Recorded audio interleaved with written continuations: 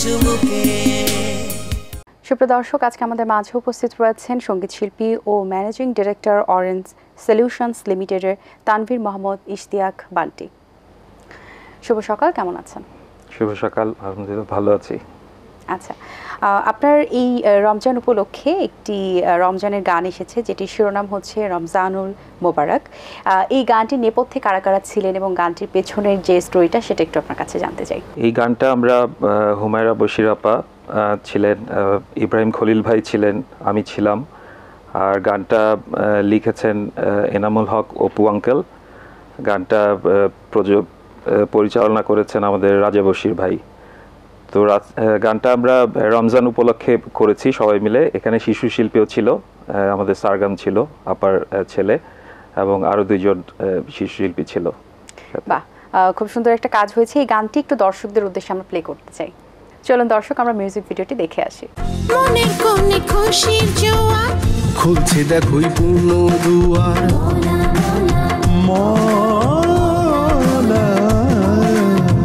বছর ঘুরে আসছে আবার রমজান তোমার আমার,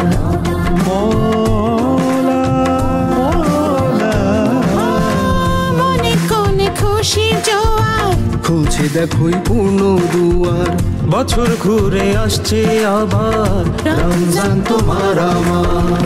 স্বাগত জানাই আরো একবার, স্বাগত জানাই চলো আরো একবার।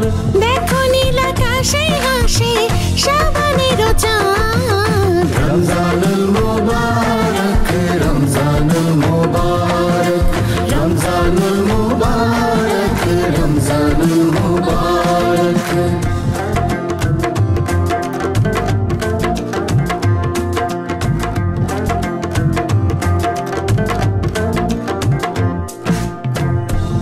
যদি রমজান থাকতো বছর জুড়ে, মন্দেরা থাকতো অনেক দূরে,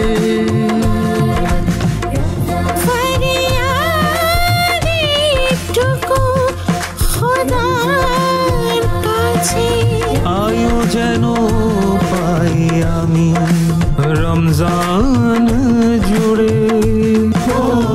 স্বাগত জানাই চলো আরো একবার রমজানুল মোবারক রমজানুল মোবারক রমজানুল মোবারক রমজানুল মোবারক।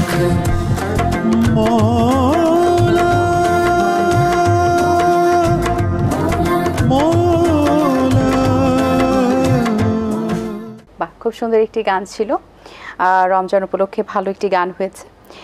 রমজানের দিনগুলো আসলে শুরু আপনার জন্য কিভাবে হয় এবং এই সময়টাতে গানকে নিয়ে কিভাবে কাজ করা হয়, যেহেতু রমজান মাস চলছে, সব মিলিয়ে গানের কাজ কেমন চলছে? রমজান যেহেতু গানের কাজ তো একটু দেখা যায় যে একটু কমে যায়। দিনটা শুরু হয় অফিসে যাওয়ার মাধ্যমে সকালবেলা, তারপরে এসে সবার সাথে ইফতার করা। গান নিয়ে এর ভিতরেও মাঝে মাঝে সময় পেলে বসি রোজার ভিতরেও।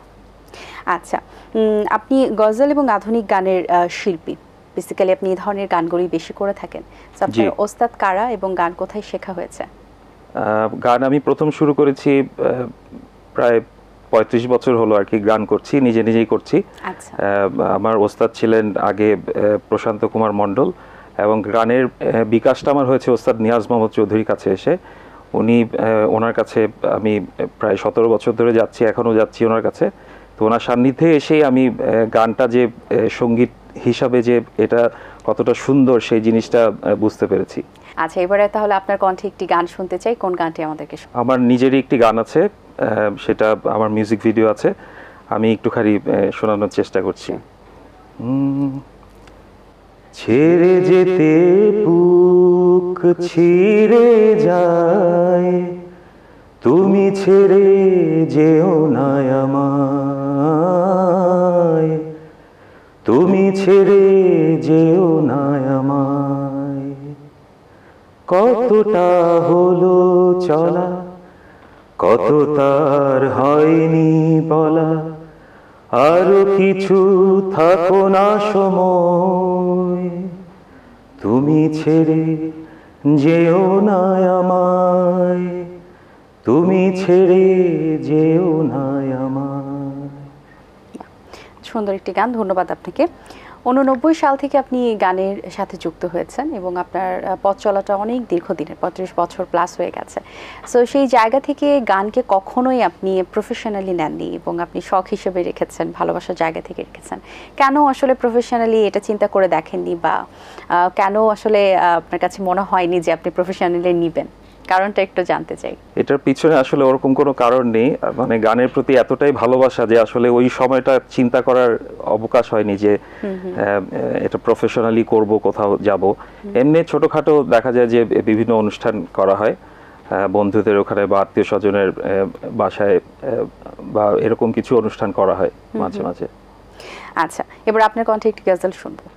মুঝে তুম নজর সে गिरा तो रहे हो, मुझे तुम कभी भी भुला न सकोगे, न जाने मुझे क्यों यकीन हो चला है, मेरे प्यार को तुम मिटा ना सकोगे, मुझे तुम नजर से।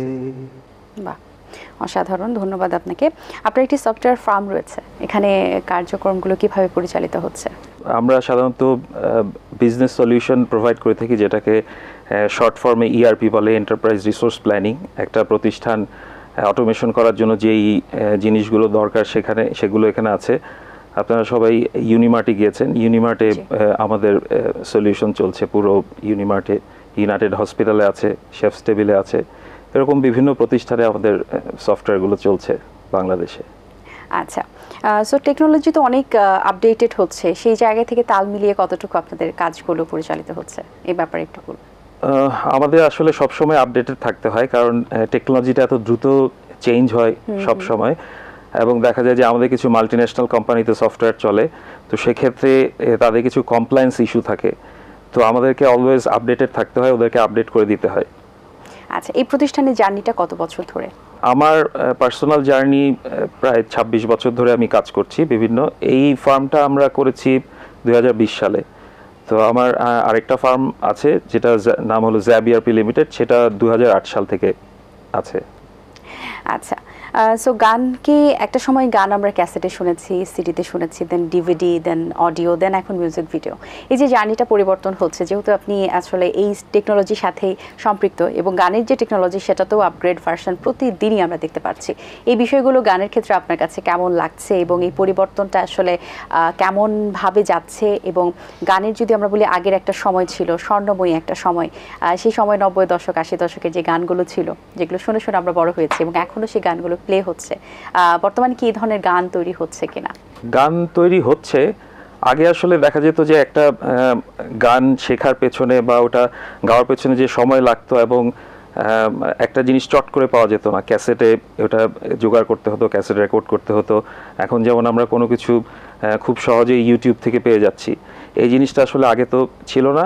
এবং আগে দেখা যেত, যেটা পরে দেখেছি যে আগের মিউজিক ডিরেক্টররা ওনারা একটা গান করতে হয়তো 29 দিন লাগিয়ে দিয়েছেন, তো এটা তো এখন সম্ভব না। তো তারপরেও টেকনোলজি এসেছে, টেকনোলজি অনেক আপগ্রেড হয়েছে এবং গানের অনেক কিছু যুক্ত হয়েছে, তো অবশ্যই মানে এখনো ভালো কাজ হচ্ছে। তো অবসর যেহেতু আপনি গানের সাথে যুক্ত আছেন, সেই পাশাপাশি আপনি কর্পোরেট সেক্টরে যুক্ত আছেন, সো অবসর সময় পাওয়া হয় কিনা, হলে কি করা হয়?